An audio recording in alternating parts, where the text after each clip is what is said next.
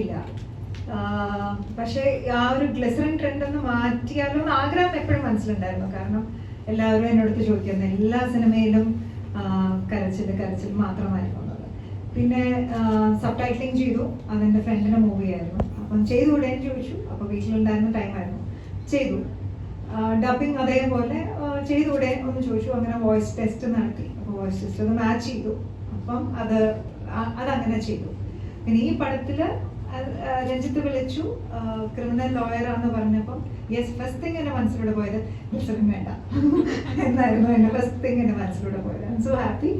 ഇനിയും അന്ന് ഞാൻ എടുത്ത ചോയ്സുകളുടെ അത് തെറ്റോ കുറ്റമോ ഒന്നുമല്ല, അതങ്ങനെ ആയിപ്പോയി.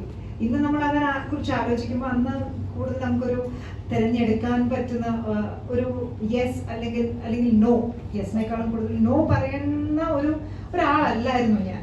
പിന്നെ വന്നതെല്ലാം വലിയ വലിയ ഡയറക്ടേഴ്സിന്റെ മൂവിയാണ്. അത് നമുക്ക് നോ പറയാൻ പറ്റാത്ത ഒരു അവസ്ഥ കൂടിയായിരുന്നു. ഇന്ന് കുറച്ചും കൂടി ഒരു ഫ്രീഡം ഉണ്ട് എന്ന് വിചാരിക്കുന്ന, as we mature in life, കുറച്ചും കൂടി നമുക്ക് ചോയ്സ്, നമ്മുടേതായിട്ടുള്ള താല്പര്യങ്ങൾക്കനുസരിച്ച് നമുക്ക് ചൂസ് ചെയ്യാമെന്നുള്ള ഒരു മെച്യൂരിറ്റി വന്നെന്ന് ഞാൻ മനസ്സിലാക്കുന്നു. പക്ഷെ എവറിത്തിങ് ഫെൽ ഇൻ പ്ലേസ് ആ ഒരു ടൈമിൽ.